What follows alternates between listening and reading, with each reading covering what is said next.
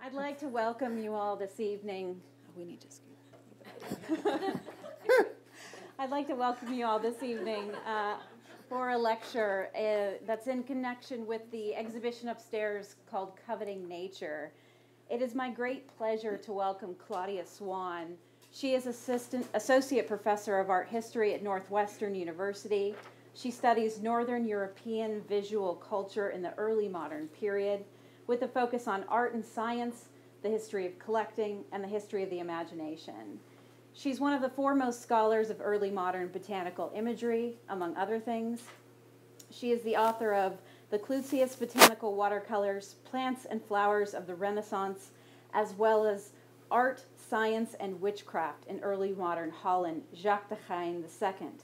She co-edited the volume Colonial Botany, Science, Commerce, and Politics in the Early Modern World, and has published numerous articles and book chapters on early modern art and science and collecting. Professor Swan has been a resident fellow at the Institute for Advanced Study in Princeton, the Max Planck Institute in Berlin, the Netherlands Institute for Advanced Study in both Wassenaar and Amsterdam, and Cambridge University. Her forthcoming book, of which we'll hear a little bit about tonight, is entitled Rarities of These Lands, Encounters with the Exotic in Early Modern Holland. In addition to her excellent research, Professor Swan is known for her teaching and graduate advising. I can personally attest to this as one of her graduate students. In fact, my first seminar with Professor Swan at Northwestern University was on art and science in early modern Europe. And many of the ideas that shaped my thinking in the exhibition upstairs, the good ones, began in that seminar. So it feels a bit like coming home. Finally, I would like to thank our sponsors for this evening. This lecture is the 2017 Philip Fell Lecture in Art, which honors the work of the distinguished scholar and University of Illinois professor Philip Fell. Co-sponsorship has been provided by the Department of Entomology, the Department of History, and Krannert Art Museum. Please join me in welcoming Professor Claudia Swan.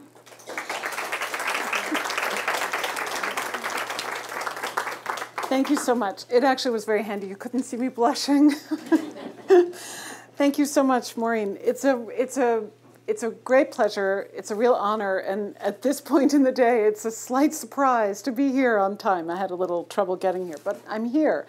And I'm thrilled to be here. I am honored. And I want to present to you, as Maureen said, some of the materials from my forthcoming book, which is not quite as science-y as some of my past work has been, but I'm more than happy to talk about art and science in the question-answer period. And I also want to return the favor to Maureen for being such an extraordinary student. I am thrilled to be here in her orbit and very proud, of course. So there is a section of this talk that is for Maureen, but that I hope all of you will benefit from. I want this evening to make I have two or three principal connected claims that I want to make. One of them is that the exotic nature of Dutch culture is not always self-evident.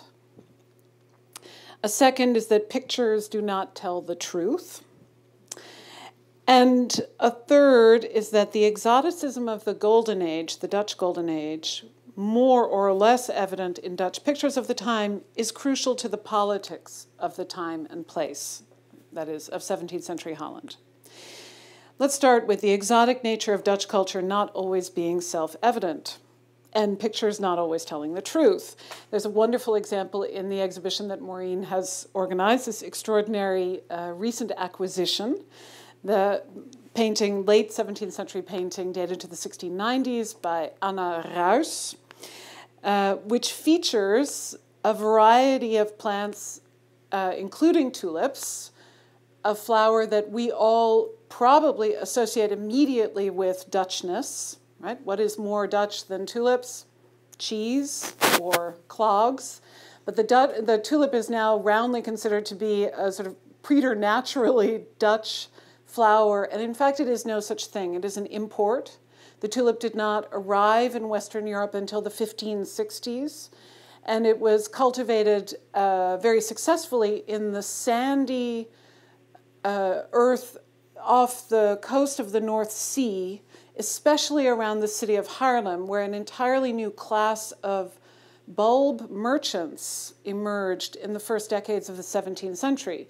The tulip craze, the moment at which individuals were paying exorbitant sums for individual bulbs of tulips, reached its pinnacle in the 1630s, just to sort of situate or coordinate a few things you may or may not know about tulips.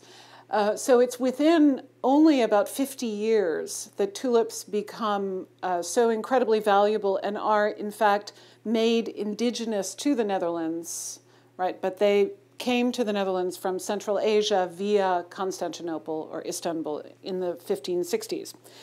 So here we have a Dutch still life, admittedly from a later date, featuring a non-Dutch plant, among many other flowers, and in what, to at least at initial glance, would look like a realistic, if lavish, and sort of an exorbitant and sort of indulgent still life. But if we look more closely, especially those of us who have spent any time in a garden, it will become readily evident that no such still life ever existed. Which is to say, we have to remember that when we're talking about the 1690s, or indeed the entire 17th century, and in fact the 18th century as well, well into the 19th century, there was no refrigeration. So the possibility of having vivid specimens of tulips, for example, and hydrangeas in the same bouquet did not exist. Not to mention tulips and roses.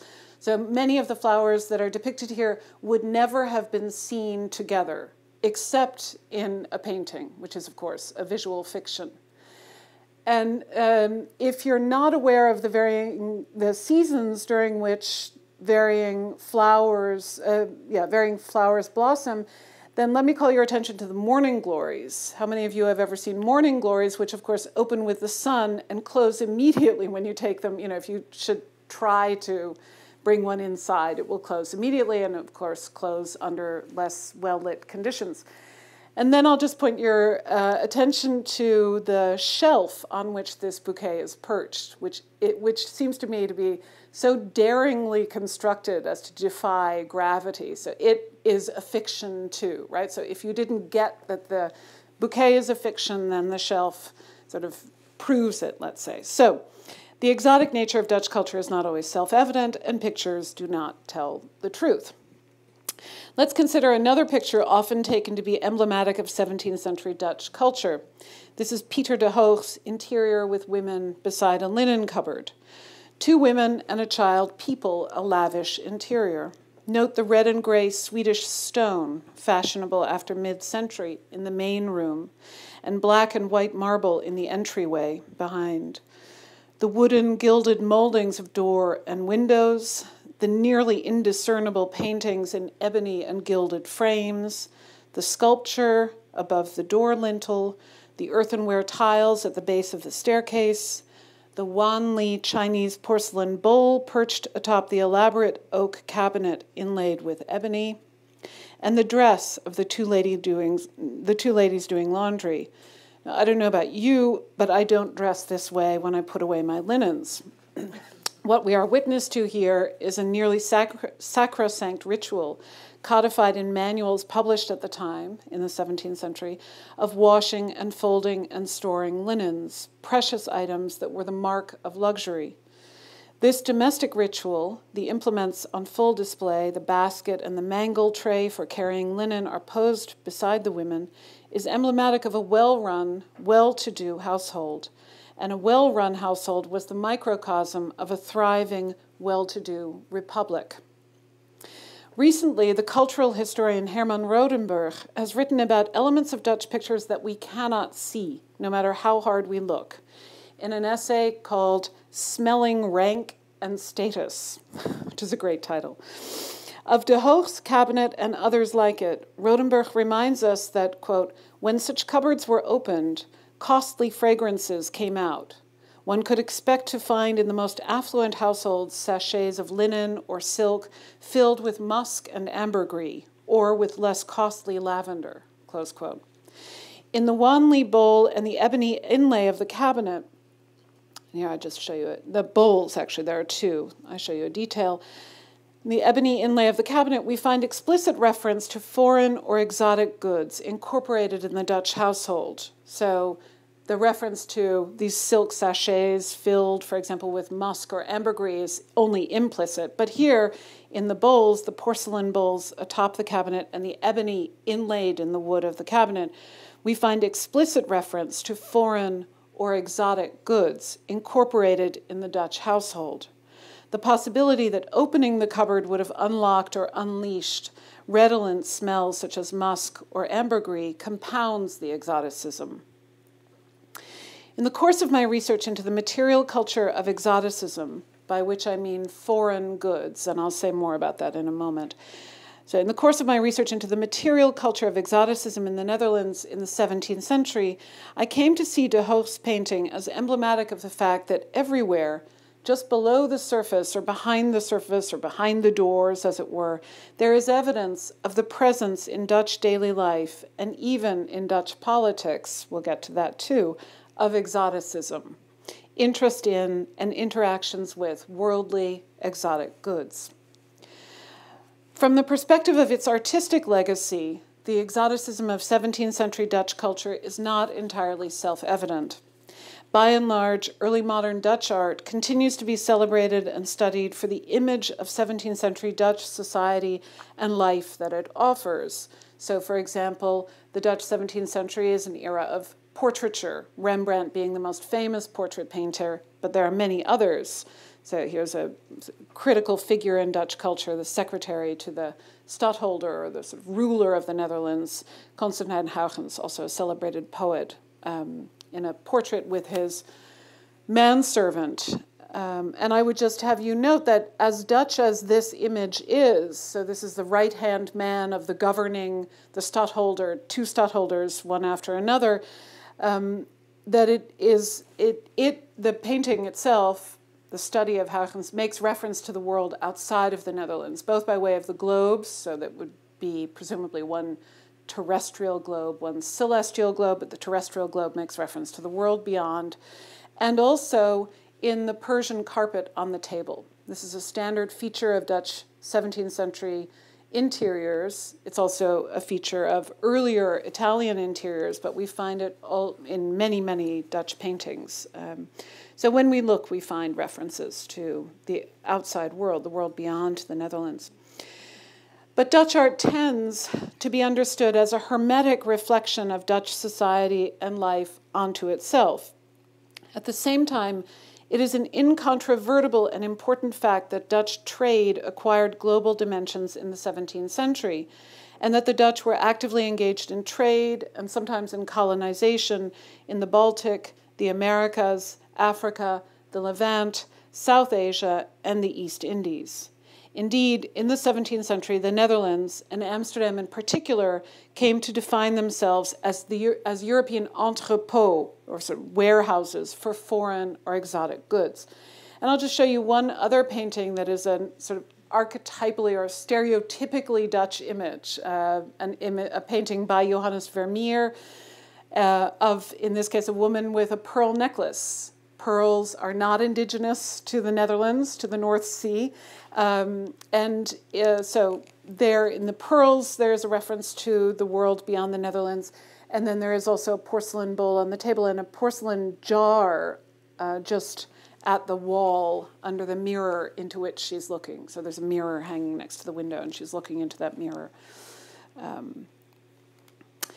Now, I have organized this talk into 5 brief episodes on Dutch exoticism, and I'm going to start in just a moment with number 1. This map really belongs to number 1. I'll just explain that this is a map of, it's an early map, it's from 1600, of the area in the Indian Ocean.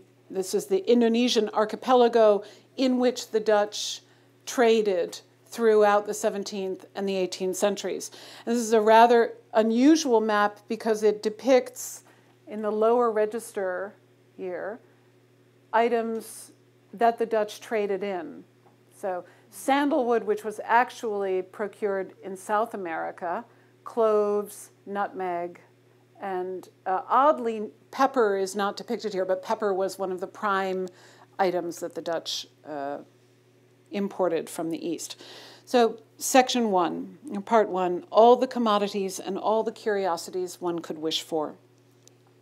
By the time the Dutch East India Company, in Dutch the Verenigde Oost-Indische Compagnie, the VOC, was founded in 1602, and the West India Company, the WIC, in 1621, highly prized Exotica from the East had traveled overland for centuries. Indeed, in many regards, the Dutch were Johnny-come-latelys to global trade. The ability of the VOC and the WIC to secure trade routes formerly controlled by the Spanish and the Portuguese brought the Dutch to prominence as global merchants, and the capital of the Dutch Republic, Amsterdam, to prominence as European port of entry for copious, spectacular, and profitable new commodities. From the early 17th century, Dutch and foreign authors alike celebrated Amsterdam as a hub of commerce in wonders and foreign or exotic goods, a hub of commerce in wonders and foreign or exotic goods, so commerce in all these things. René Descartes, the French philosopher who lived in Amsterdam during the 3rd and 4th decades of the 17th century, marveled at the copious goods exchanged in the city. He wrote to his friend, the essayist Jean-Louis Guez de Balzac, of the pleasure of seeing what he described as, quote, the ships coming into port here, bringing all the produce of the Indies and everything rare in Europe. What place on earth, Descartes asked, could one choose where all the commodities and all the curiosities one could wish for were as easy to find as in this city? Close quote. The opening in 1611 of the Amsterdam Exchange, the beurs, or which is the Dutch word for bourse in French, it was modeled on the London Exchange. It wasn't opened as a stock exchange, it became a stock exchange, so we call it the Exchange.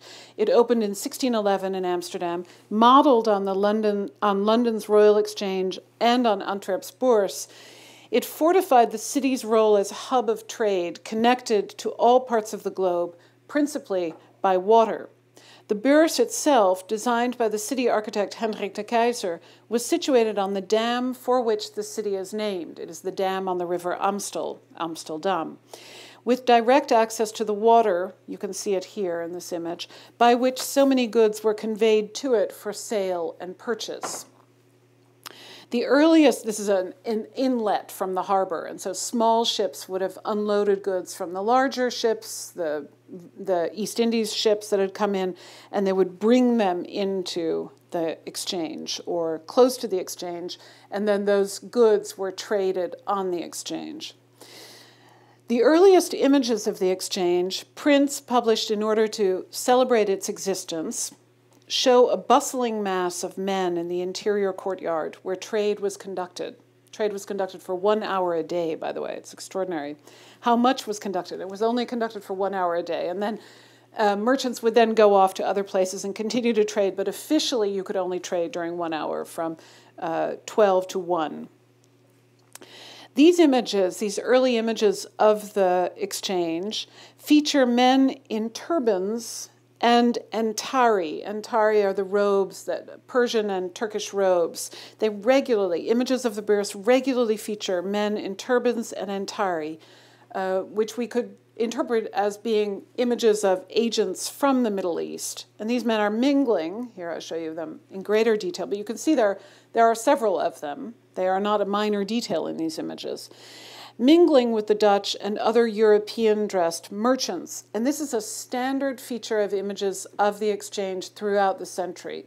It's also never commented on, the fact that these turbaned figures are a regular feature of images of the exchange. Here we see at the left edge of this image a grouping of 3 men. So a Dutch man in a black mantle or mantle who is conferring with a man wearing a long silk sort of overshirt against the column. And then a third man is approaching them from the floor of the exchange. He's wearing a turban. So here again, so what is so striking about this image, of course, is the gentleman pointing onto the floor of the exchange and his red coat, which, by the way, that red coat was a hunting coat that was all the rage in 1653. It was actually high fashion, and it shows up in a number of pictures by various artists, including Rembrandt, in 1653. But so he attracts all the attention, but in fact there is this exchange going on between the other three figures that involves at least two figures characterized as Middle Eastern or Levantine. And here in yet another painting of the exchange from a different vista, from a different perspective, we see, and I'll show you them here in detail, figures clad in non-Dutch dress and Levantine or Middle Eastern dress. Whether they depict actual agents or the possibility of trading with these parts of the world is an open question, but they are a consistent feature of images of the exchange. So they are a consistent feature of the way that the Dutch saw themselves as merchants.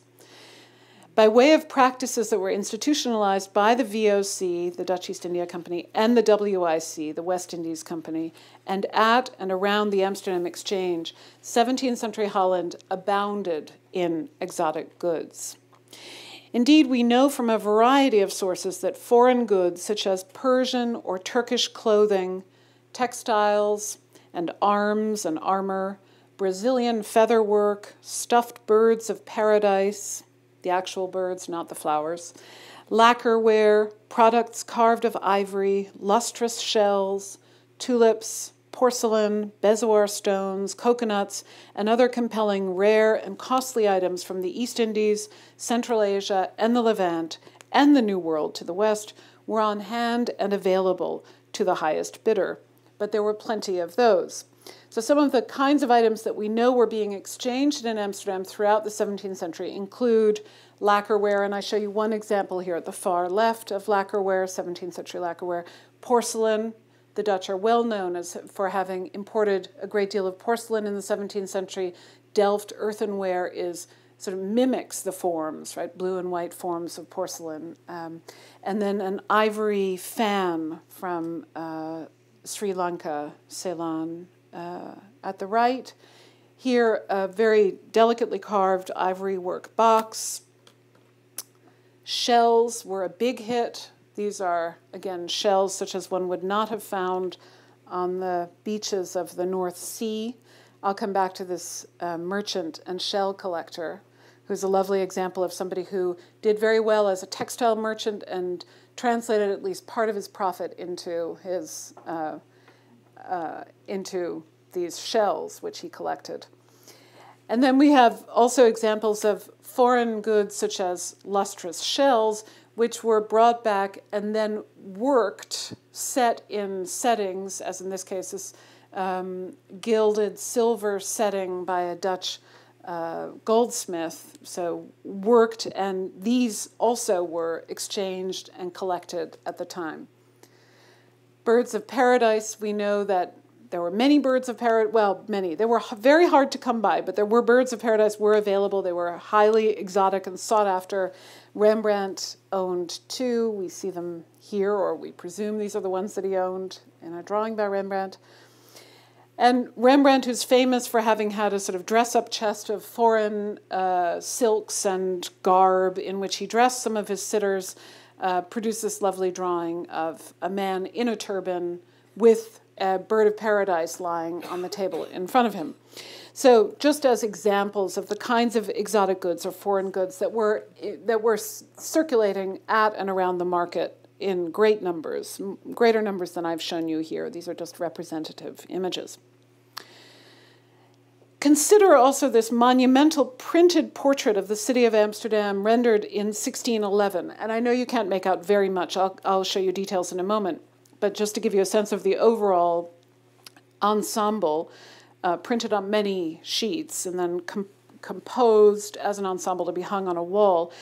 This print ensemble combines a profile view of the city and its harbor with a lengthy explanatory text and individual woodcut vignettes of local landmarks.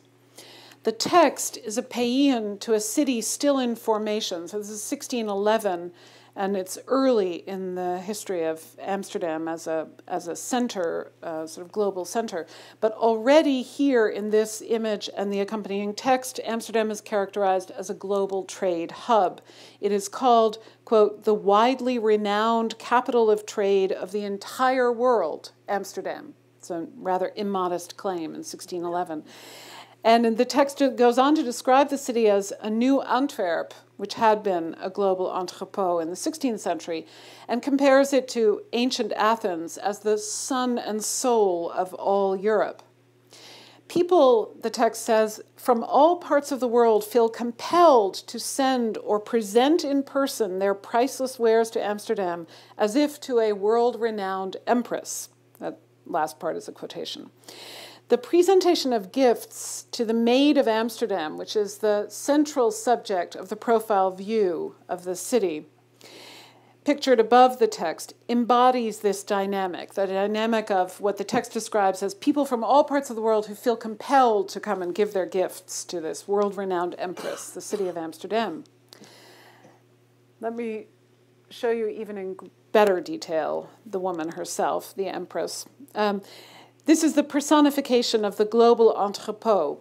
She sits atop a throne of poles, which are the piles on which the city is built, or are they called caissons? Caissons, I think they are, that you drive into swampy ground. Chicago is built on some of them. Venice, of course. But so the city, Amsterdam, is very, very swampy, and it's built on piles, they're also called, on which the city is built in the morass that it occupies. She holds a ship in one hand and the crest of the city in the other, as she receives delegations of what the text describes as all the principal peoples of the world. So I'll just go back to one of those delegations, or group of people coming and bringing goods from the East. The text suggests where trade might be improved, and it revels in itemizing the fruits of where it is booming. The litany of goods from the East Indies includes, for example, quote, the abundance of silk, precious gems, pepper, ginger, cinnamon, cassia, nutmeg, and other spices, along with innumerable herbs and roots that is sent from Java to Amsterdam, is so great, the text says, that one can hardly articulate it or describe it credibly, close quote. This verbal cornucopia extends to imports from Africa and Brazil, as well as Madeira and elsewhere in Spain and the Mediterranean and Turkey. Quote, silk, damask, velvets, kaffa, and other such artfully woven cloths, fine bombazine, which is a type of silk, glass drinking cups, Venetian mirrors, bezoars, etc., come here from Turkey, Italy, and other southern lands. The Tartar and the Persian with a laden camel bring gemstones, oriental pearls, the medicinal bezoar stone, many silks, balsam oil, and incense. So the text, this is the text that you saw below the image. It recounts all these various things and where they're coming from. Now the list also includes tin and lead and other goods from England, Prussian items, milk and cheese and eggs from our local regions. It is as replete with data as the image that it qualifies. So if we go back to this slightly larger image, you can see now that there's a delegation of folks from the east who are bringing, well, not just sandalwood, so that would actually be from the west. There's a parrot perched on that on the piece of sandalwood, and then they're bringing chests filled with gems, for example, coral, pearls. And then at the right are a fisherman and woman from North Holland bringing fish. So it is both indigenous, let's say, or local and foreign goods that are being presented to this world-renowned Empress of Amsterdam. In fact, Amsterdam, as she is described here, both in text and in image, is a city made of goods, very many of them exotic. And interestingly, or importantly, no intermediaries or agents mediate the transfer of goods. Trade is represented in this image and in the text as a direct function of the desire of the various peoples and the nations assembled to present their goods and their wares. The Maid of Amsterdam sits among the various goods like an idol among remains of devotional rites. The text of the print concludes, quote, "In sum, everything that is necessary for the maintenance of the body and for the amusement of the spirit is here so abundant that you could say that God's merciful blessing, the very cornucopia or horn of plenty, is being poured down upon us," close quote. No wonder Descartes had so little trouble finding all the commodities and all the curiosities one could wish for. And I should say, and this is, an advertisement for my book, there's obviously a lot more involved in the trade than the pouring down of some kind of a cornucopia, right? So this kind of image and this kind of description just completely effaces and obscures the actual mechanisms by which the Dutch obtained all of these goods. One of the primary mechanisms of which was piracy, but that's something we can talk about later. Part 2. Exotic goods, outlandish without origin.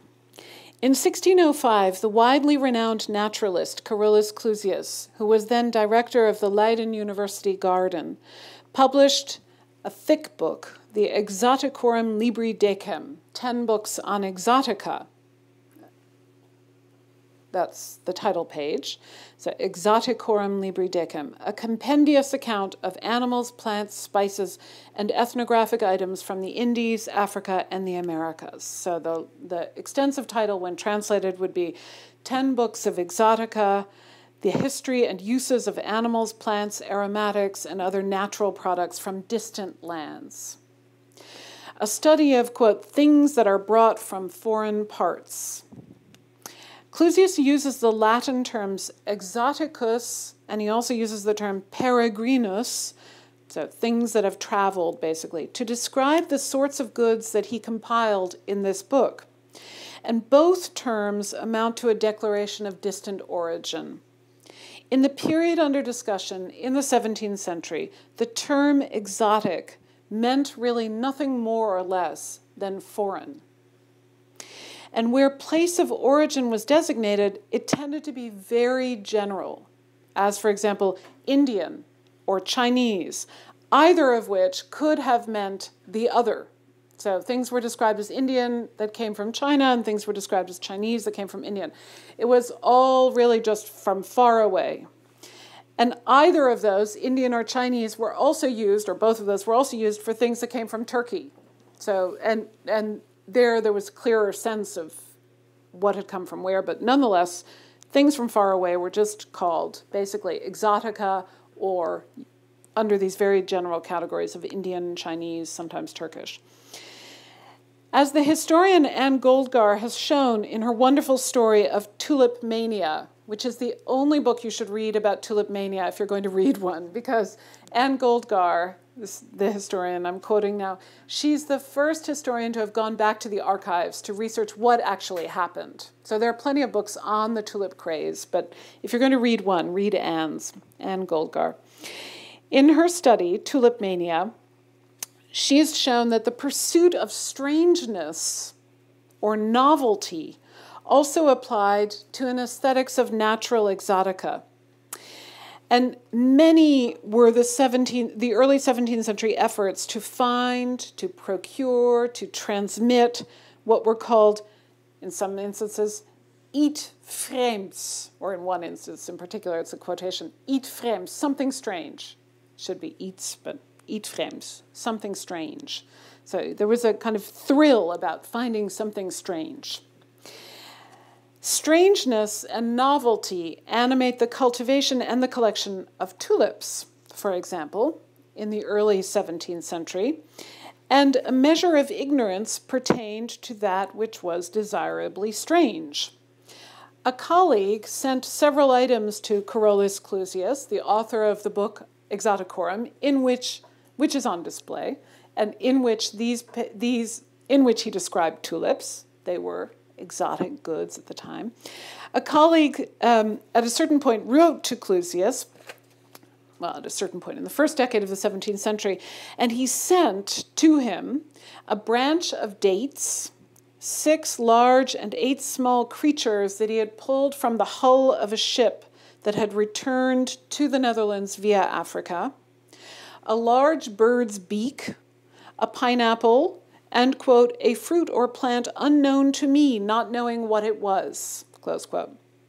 Novelty, exoticism, foreignness, unfamiliarity, all of these are among the qualities most sought after by enthusiasts of tulips. Tulips were called, quote, a strange and outlandish plant. Now, outlandish, of course, really just means foreign, right, from another land. But it's nice that it reads both ways to our ears, I think. Another author referred to them as foreign to us and a stranger, strangers unto us. And yet another, outlandish flowers, described tulips as outlandish flowers. As Goldgar points out, the strangeness of the tulip to early modern eyes is difficult to reconcile with their seemingly intrinsic Dutchness to ours. It sounds counterintuitive now that tulips are all but the national flower of the Netherlands, but it is not an exaggeration to say that one of the most central early modern Dutch exotic objects is the tulip, a humble bulb from Central Asia that traveled to Western Europe in the 1550s and 1560s from Constantinople, and that took the Netherlandish imagination and market by storm. Interest in the tulip, as I've already explained, but it bears underlining, quickly took hold among a wide class of what were called liefhebbers. That's a term that is usually translated as amateurs, and that's an accurate translation. And liefhebber means somebody who has a love for something, just as amateur means that amateur. So interest in the tulip quickly took hold among a wide class of liefhebbers, or amateurs, whose admiration for the vividly colored and sometimes fickle flower also supported the sudden rise in the Netherlands of flower still life painting, a genre of painting often devoted to exotica, things outlandish, without origin.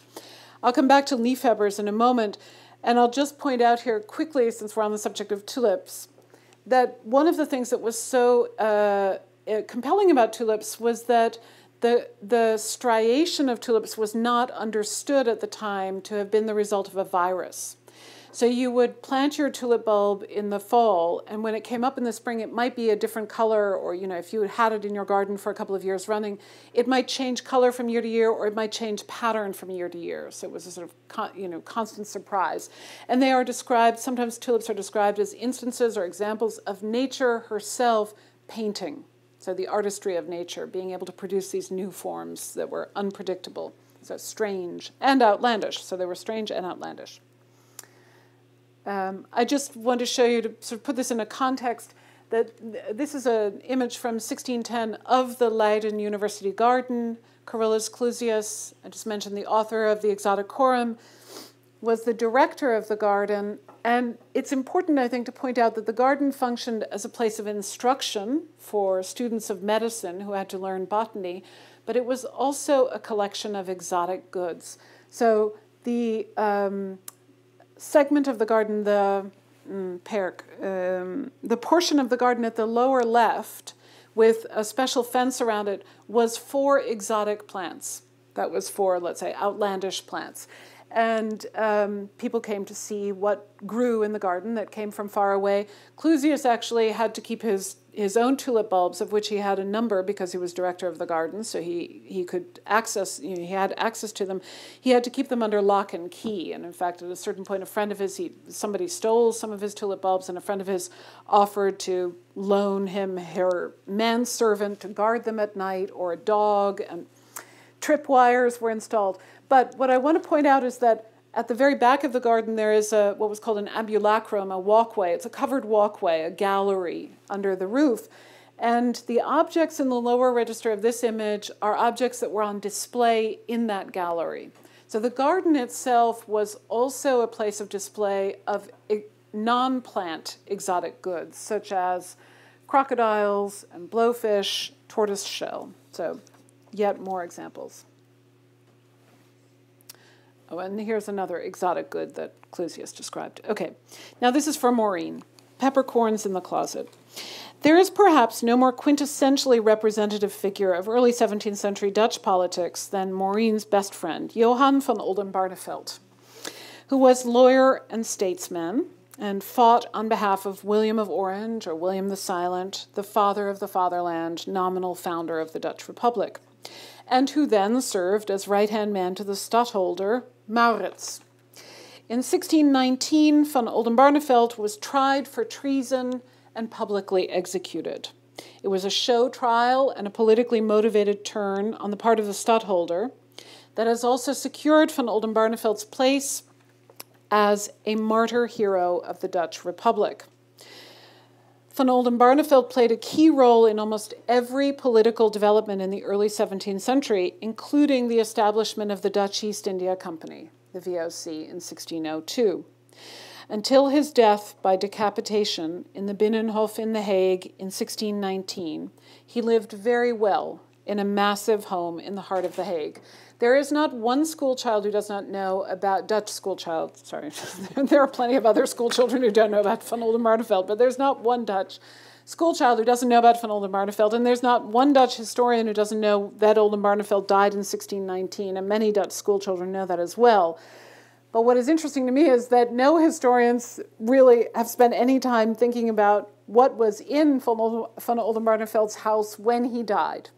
The Dutch in the 17th century were extremely bureaucratic. They continue to be very bureaucratic. And on the occasion of bankruptcy or death, an extensive notarial account of all of one's possessions was drawn up. So it didn't take me long, interested in what van Oldenbarnevelt had in his house. I was actually interested in the general question of how exotic Dutch households were. I had this sneaking suspicion that that grand figures of Dutch culture might have been a little more exotic than they let on by way of, for example, this dour portrait of van Oldenbarnevelt. Shortly after he was executed, indeed, a household inventory was drawn up recording the contents of his grand home. And I just show you, this is not really a portrait of his home, but it is of the area of The Hague where he lived. And so this here, just incidentally, is his grand home. It's a huge early 17th century house that was built for him. The inventory features numerous very fine examples of conventional Dutch furnishings, such as we might expect. Many paintings and maps, chests for linens and other household goods, and tables and chairs, a mirror in an ebony frame, silver, more silver, and books. It also encompasses numerous foreign goods. In addition to a small box containing 12 bezoar stones, one of the master bedrooms contained a bed with Indian hangings and a mantelpiece cloth made of the same.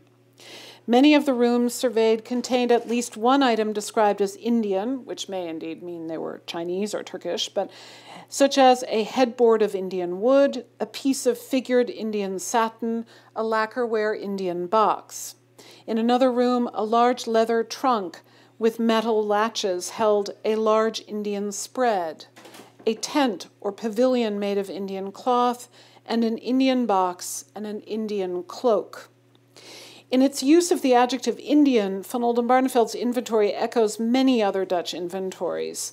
This is something I've already mentioned, and in the interest of time, I won't go into great detail here, but Indian was sometimes interchangeable with Chinese, as I mentioned, also sometimes interchangeable, or sometimes we find East Indian, but whether that is actually a greater degree of specificity about the origin of these goods is unclear.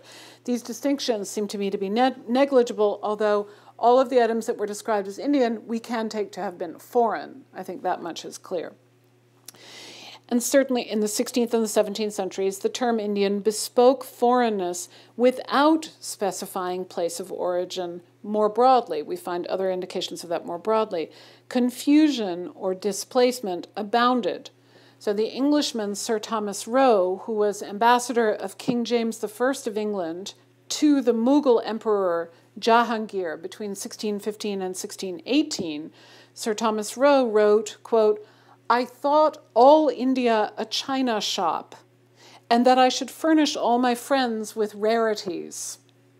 Indeed, there was a lot of porcelain on the market in Goa, in India, and in use as well, some of it even Persian fakes. I mean, there were lots of cross-cultivation, let's say. Roe's use of the term rarities is symptomatic. Foreign derivation, whether actually Chinese or Indian or Persian, for example, was of a sort. and of a desirable exotic sort. Now, did van Oldenbarneveld ever sport Indian clothes? It's not likely, notwithstanding the presence of an Indian cloak among his goods. His own clothes conform to expectations, that is, the clothes that are recorded in the inventory. It enumerates a predictable, goodly assortment of clothing befitting a statesman of the time, a velvet cloak lined with plush velvet, a mourning cloak, and 2 black cloaks, as well as other fine items of men's clothing. His clothes closet was one of 2 in the upstairs hallway. It contained 4 cloaks, as well as other items of men's clothing that I've just mentioned. The other closet in the hallway was a linen chest. As attested by such pictures as Peter de Hoog's painting, the linen chest amounted to the sanctum sanctorum of 17th century Dutch households. Aside from the pillows and the bedcloths and the curtains in van Oldenbarneveld's linen closet, the last item listed is a sack of pepper. So here's a list of goods, and then we have a sack of pepper.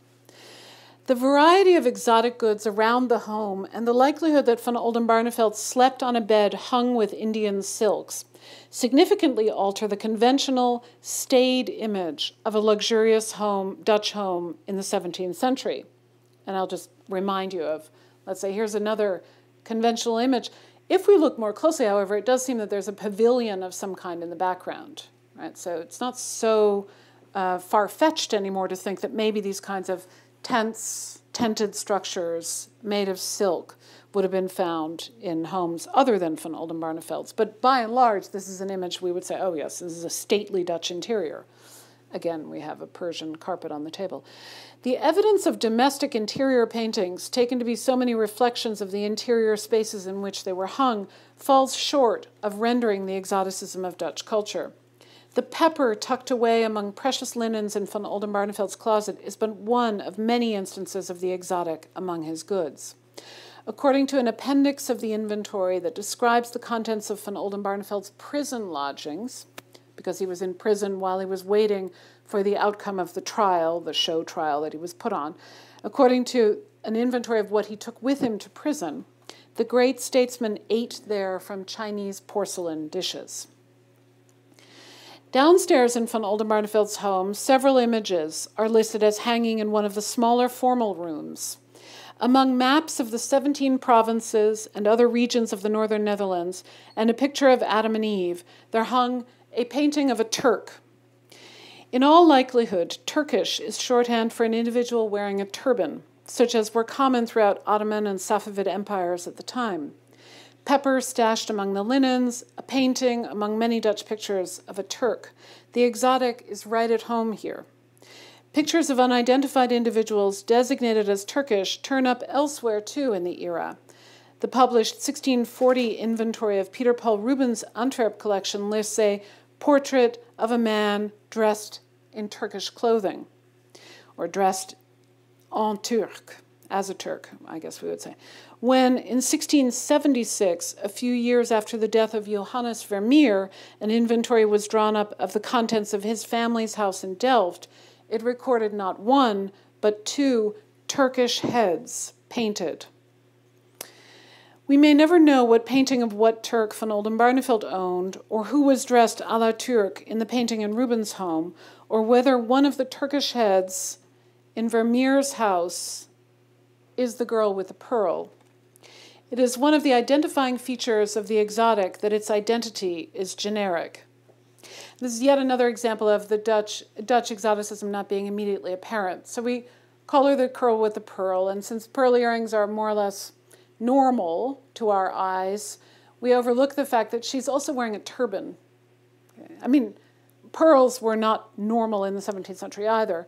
That it is a pearl or an object made to look like a pearl, I think, is borne out by the presence of other pearls in other exotic settings, such as this major ornamental pearl on the turban of this Turkish head by Rembrandt. And these are very interesting cases. There are a series of images by Rembrandt and by his close colleague, somebody he shared a studio with in his early years, Jan Lievens, of men in turbans or men dressed in Turkish clothing. They are, without a doubt, Dutchmen dressed in foreign clothing. They have at times been identified as foreign individuals, but it seems very clear, and in fact, some of them were identified in the 17th century as being Dutch heads in turbans. Okay. I just want to say now in part 4, so we're moving toward the end, something about the term rarities of these lands, and this section should be titled, maybe I had it already here, Birds of Paradise for the Sultan, Rarities of These Lands. Rare or unusual or curious objects from these lands, so rarities of these lands. This is a phrase that I borrow from Dutch state documents dated 1612, where it was used to describe goods that were given by the Dutch to the Ottoman Sultan Ahmed I in Constantinople. And this is one of the actual archival documents where the phrase is actually used, rarities of these lands. So let's spend a lot of money buying rarities of these lands to give to the Ottoman Sultan. In 1612, a vast array, and they are listed on the right is the cover of a list, an inventory, and it's huge. It's many, many pages. A vast array of costly, elaborate, foreign, and locally produced objects were presented by the first ambassador of the emerging Dutch Republic to the Ottoman court. In March of that year, 1612, the Dutch diplomat Cornelis Haga arrived in Constantinople, where he secured a trade capitulation, and that is signed. It's actually an extraordinary document, and I show you just the signature of the Tugra on the left. That is to say, what he secured was permission from the Sultan, Sultan Ahmed I, to trade, for the Dutch to trade in Ottoman territories. In the spring of 1613, a shipload of objects arrived from the Netherlands to seal the deal and convey gratitude. This lavish gift was the most extensive the Dutch had given. While it complied with the expectations of the Ottoman court, which was used to grandiosity, especially when it came to gifts, it also represented the emergent Dutch Republic by way of material culture and goods as masters of trade, and trade in exotic goods in particular. What did the Dutch give that they described as rarities of these lands? In addition to Dutch textiles and cheese, the gift included Asian lacquer ware and furniture, hundreds of pieces of porcelain, almost 900 pieces of porcelain, featherwork boxes, incised and gilded swords, chairs made of ebony, mother-of-pearl vessels with gilt silver feet, ivory lathework, hundreds of tulip bulbs. This is very clever. They gave 200 of the finest tulip bulbs back to the Sultan, as it were, and birds of paradise. The Dutch gift was vast, and the contents ran the gamut from natural items to man-made and highly artistic goods, and from indigenous to exogenous products. For our purposes here, let's focus on 4 signal components. Dutch linens, they gave yards and yards and yards of fine Dutch linens. Dutch cheese, they gave 3,138 pounds of Dutch cheese. Tulip bulbs, 200 of the finest, and birds of paradise. They gave 8 birds of paradise. The goods that were described as rarities of these lands were truly wondrous, and they cost a small fortune. The goods presented were mercantile goods, objects the Dutch mobilized on a market that they were coming at that very moment to dominate. This is just about the time that the Beurs, the exchange, opened, right, 1612. They were market goods that demonstrated and embodied Dutch prowess on the market. For example, 8 specimens of birds of paradise were sold to the agents of the States General by Amsterdam merchants of Chinese porcelain. So they sold lots of porcelain, and then they also sold 8 specimens of birds of paradise to the agents. And those were shipped off and in turn presented to the Sultan in Constantinople. Although the birds transported to Constantinople did not fly there, they did ascend in value. The invoice of the Amsterdam merchants who sold birds to the purchasing agent for the States General shows that they cost 31 guilders each.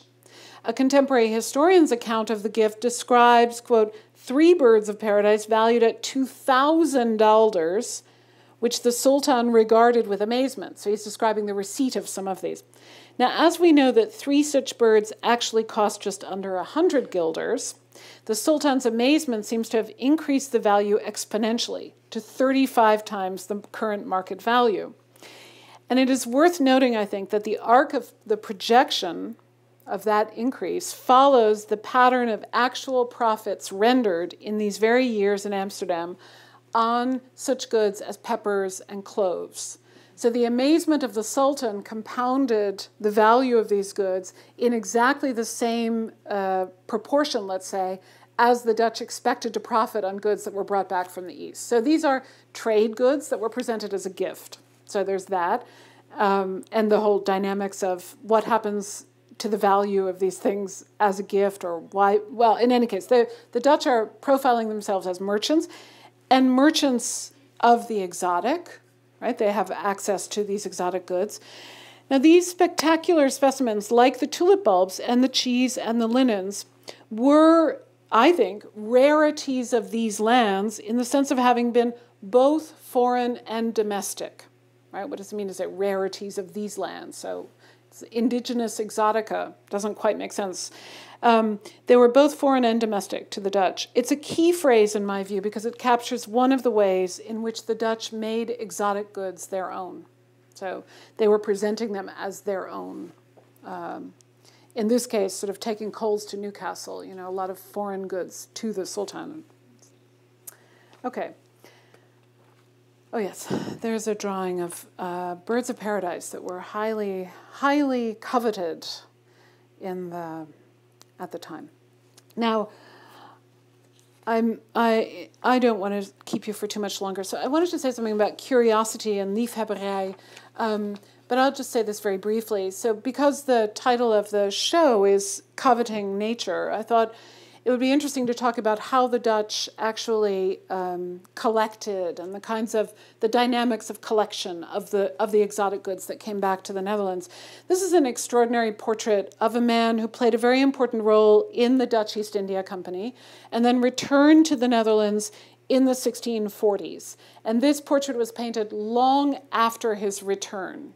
He was active both in the East Indies and in Persia, and interestingly has what seem to be African servants here at his side 30 years after his return. They are, one of them at least, is holding a parasol over his head, which would be of little use to him in northern Holland, where he commissioned this portrait, which still hangs in the town or the city where he was from. He's an extraordinary character and one I would love to talk more about. What is pictured in the background is could be Persia, maybe the return fleet on which he finally returned in the 1640s. Note also in the foreground the Persian carpet on the table. The silks that he's wearing, he traded in silks, and so he is wearing a very elaborate brocade. In some instances, we know that unworked silk, unwoven silk was imported to the Netherlands, and then it was actually woven in the Netherlands, making it a great example of indigenous exotica. He's holding in his hand a rod that is an ebony rod with an inlay of mother of pearl. And it's of some interest to me. He did play an important role in the municipal government in Alkmaar after his return to the Netherlands. And I was very struck. Well, on the left is just a detail, this wonderful detail of his hand with a jewel on his in his ring. But I was very struck by the likeness between this rod and a rod that is in the museum in Alkmaar of the provost staff of the Civic Militia Guild. So the idea that the Civic Militia Guild members, and particularly the provost or the head of the Civic Militia Guild back in Holland, would actually demonstrate his power or his authority by holding a completely foreign object, right? So the sort of the integration of foreign objects is one of the things that I wanted to call attention to here by way of Wollebrand Gelijns de Jonge. But he's also an interesting figure because he, like Carolus Clusius, was in a pivotal position to procure goods for his friends. And he was besieged by friends writing him letters asking him, please, with shopping lists, basically. And one of these shopping lists, which goes on for pages and pages, don't worry, I wasn't going to read it to you, but, saying, these are from before he comes back in the 1640s. And so, when you're off, could you please get me this and this and that? And please don't forget, get me some more shells, and I need some more, everything, ebony, all the stuff I've talked about. And the author of that letter was a merchant, a very prominent merchant in Amsterdam, says, please bring me these things because I am curious about them. Dus, ik ben wat curieus daarvan. I am curious about those things.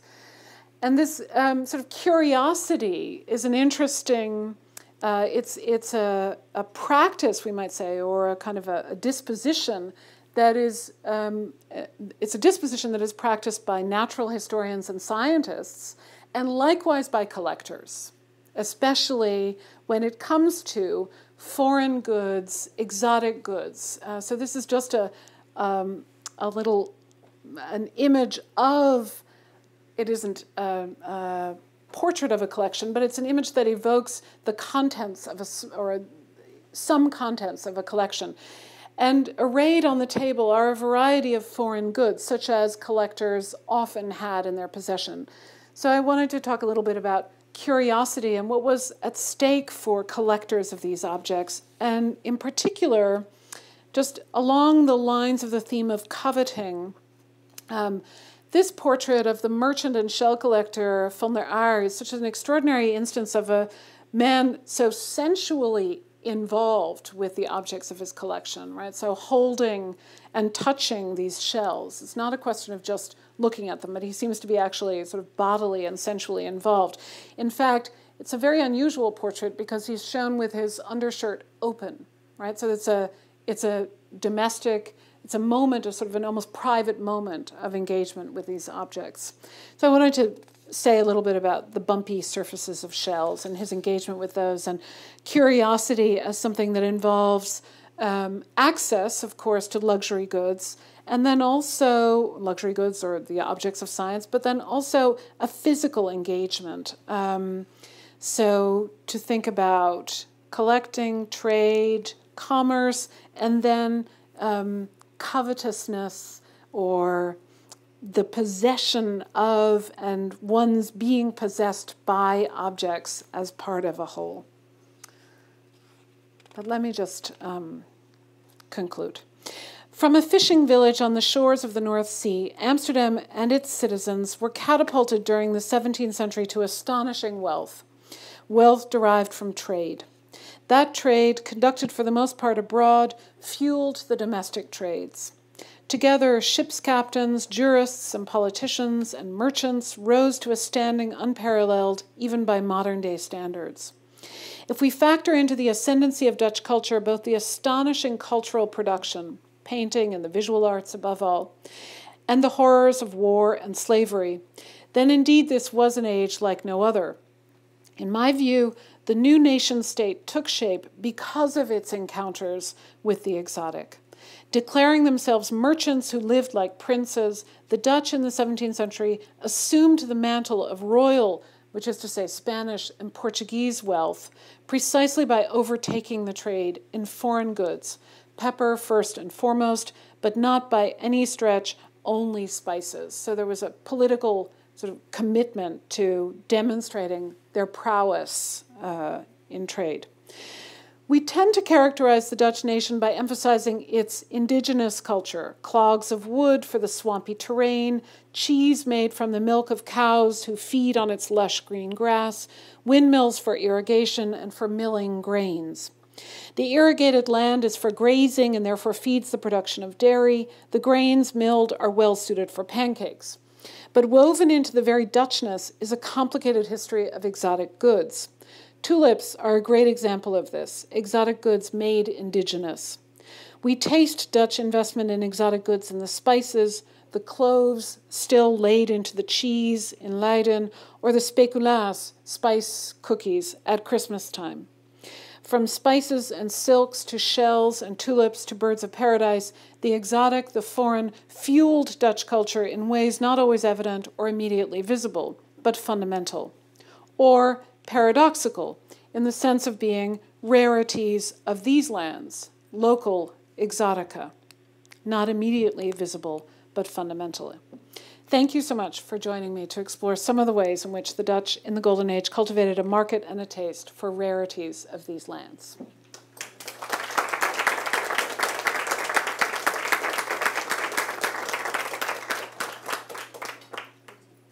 Yes. I'd be happy to take questions. Yes. You mentioned the tulips that were taken as part of the trading gift to the Ottomans.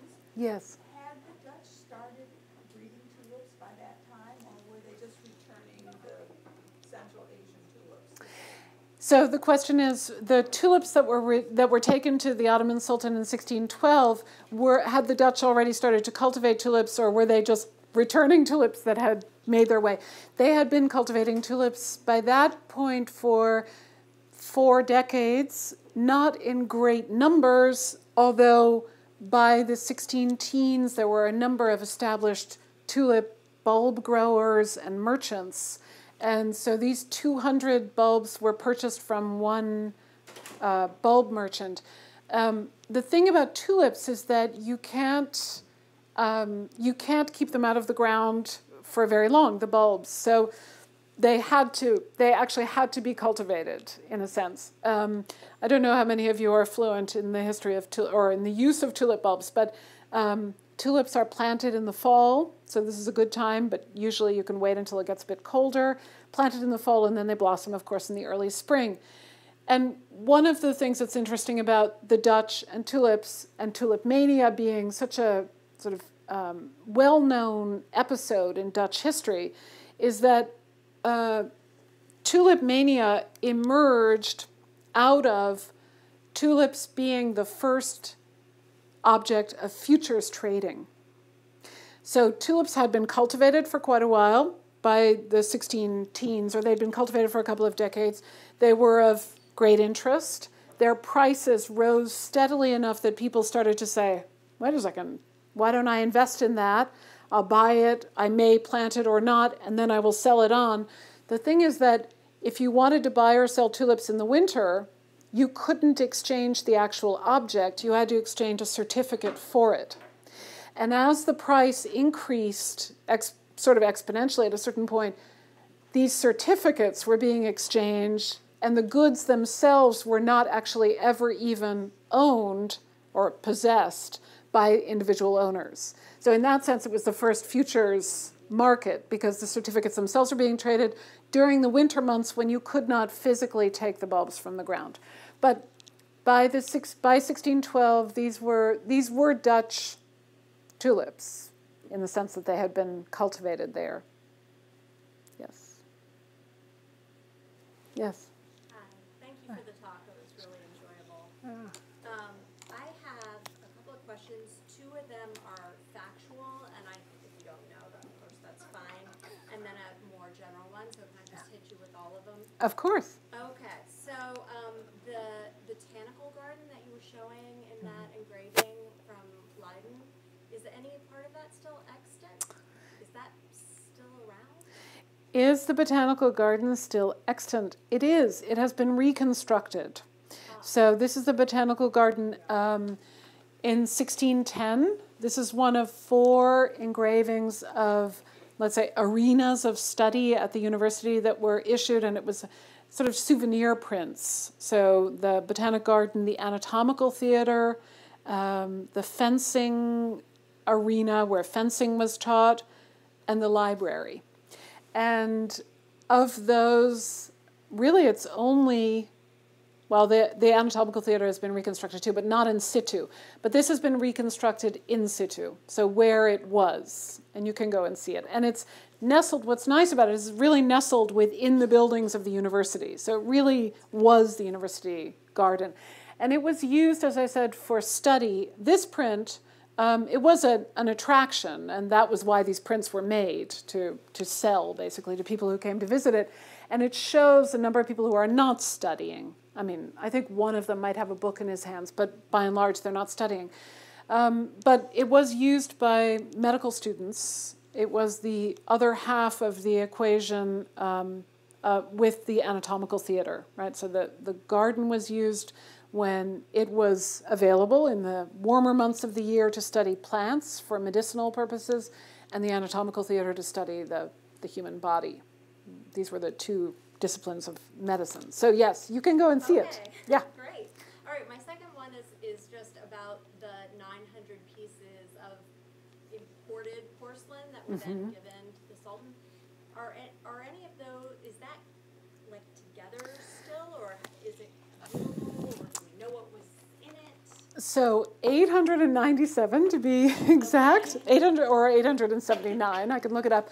And the shapes are described, so the receipts for all of the goods that were given to the Sultan survive.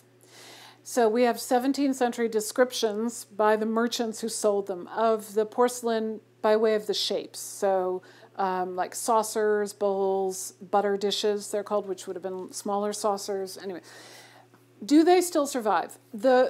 It's a great question. I wish I could tell you with any clarity.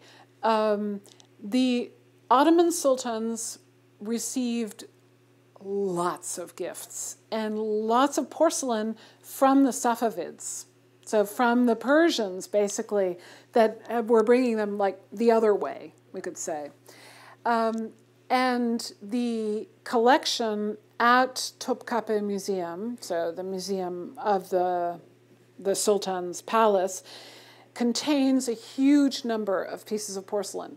Whether any of those might still be the Dutch gift is something that one scholar, she has surmised that there still are porcelain vessels there that were given by the Dutch. The problem is that the collection is just enormous and not very well cataloged, and it's really difficult to get a sense of what's in there. So I've worked with later accounts, so later 17th century accounts of what was there, but I have been to Istanbul and I've tried via, the right connections, let's say, sort of art historical connections to get it, but it's really difficult to, I think it's a mess. I think that's basically the story, is that they were not cataloged in such a way that one could actually track which are which. So. Interesting. Okay, so that would be sort of a gold mine if it were more well, the real kind of topic, because you would be able to see all these cultural exchanges. The real thing I want to see, we all have, as historians, who would you want to meet and what would you ask and what do you want to see? The real thing I want to see is an object. I mean, this is a mind-blowing example of, in a way, of indigenous exotica, I guess we would say. The city architect of Amsterdam, Hendrik de Keyser, he designed all of basically the steeples of the churches that are still the skyline of Amsterdam. And he designed the Exchange. It's no longer there.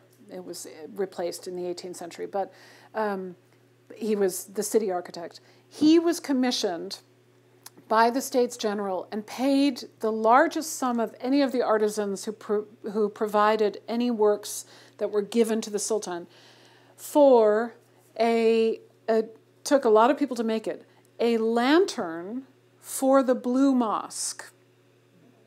Yeah, so the city architect of Amsterdam, a Protestant city and a Protestant, designed a lantern for the mosque that was under construction, because it's Sultan Ahmed who built the mosque. And it was wood, and it was also brass, and there were glass. We know that there was Muscovy glass was blown to hold candles, and the candles were given, and apparently it was huge. That's what I want to see. I don't care so much about the porcelain. But that's really amazing, I think, as a cross-cultural gesture.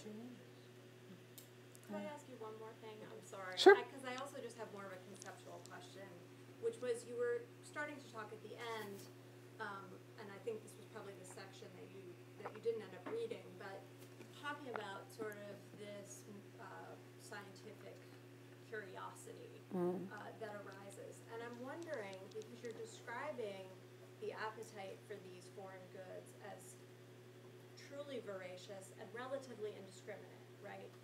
Linguistically, we can see that because we're not even differentiating the point of origin for these goods. So we have something very kind of passionate but indiscriminate on one hand, and then we sort of have this nascent scientific culture where presumably creating distinctions and creating a taxonomy of differences is going to be important. So I guess I'm just sort of wondering, do you stitch those together? Are those part of the same story, or are they different storylines within this? So there are two things I would say about that. One is that it is indeed shocking, especially if we take into account, I think, so the question is, if I understand correctly, how do I account for the passionate and indiscriminate interest in foreign goods as a component of curiosity, or how do I account for curiosity as that? Is curiosity developing out of that, and does it develop differently from that origin, or is it sort of like an older model that's left behind, I guess is what I'm wondering. Well, I think that there are a number of questions here. So I would say, I want to say a few things. One, or very briefly, but one is that remember that the 17th century is the moment when the Dutch become very famous, world famous, for map making. So if anybody knows the parts of the world whence all of this stuff comes, it would be the Dutch. So it seems to be particularly surprising that they are not that interested in the provenience of objects, right? Exactly where they come from. They are interested in provenance. They love it when somebody famous brings something back, right? So Clusius is very proud of the things that he got from Francis Drake. He was in London, he got stuff from Francis Drake. So, and he's very proud of that. He's more interested in who gave it to him than where it came from, in fact. And I think what I want to say briefly to your question about curiosity and then, let's say, the lack of knowledge about, so a kind of scientific investment and a lack of knowledge in the culture of curiosity is that these things go hand in hand throughout the century, and I think that commerce or trade feeds science, but in a way that doesn't necessarily feed back, so that the interest, the sort of curiosity in these objects continues without, and efforts are made among scientists to determine where things come from and how they work and what they are and what they do and how, what certain, let's say, the metamorphoses of insects, for example, and that cycle, and they are studying various aspects, taxonomy, classification, but it doesn't.